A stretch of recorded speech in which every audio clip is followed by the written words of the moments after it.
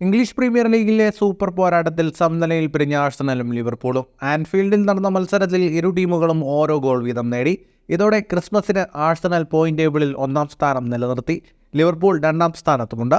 ആൻഫീൽഡിൽ 4-ാം മിനിറ്റിൽ തന്നെ ആഴ്സണൽ ലീഡെടുത്തു.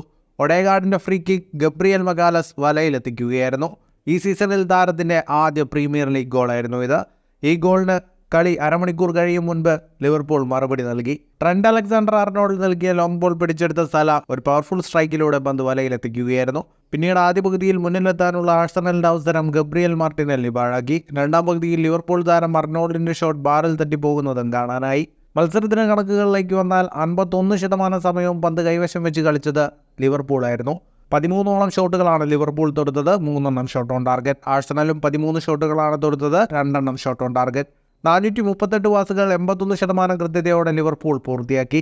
418 പാസുകൾ 80% കൃത്യതയോടെ ആഴ്സണൽ പൂർത്തിയാക്കി. ലീഗിൽ 18 മത്സരങ്ങൾ പൂർത്തിയാവുമ്പോൾ 40 പോയിന്റുമായി ആഴ്സണൽ 1-ഉം 39 പോയിന്റുമായി ലിവർപൂൾ 2-ം സ്ഥാനത്താണ്. 39 പോയിന്റുള്ള ആസ്റ്റൺ വില്ലയാണ് 3-ാം സ്ഥാനത്ത്. 36 പോയിന്റോടെ ടോട്ടനം 4-ാം സ്ഥാനത്തും നിൽക്കുന്നു. ഫുട്ബോൾ ലോകത്തെ കൂടുതൽ വാർത്തകൾക്കും വിശേഷങ്ങൾക്കുമായി സ്പോർട്സ് കഫേ ഇപ്പോൾ തന്നെ സബ്സ്ക്രൈബ് ചെയ്യുക.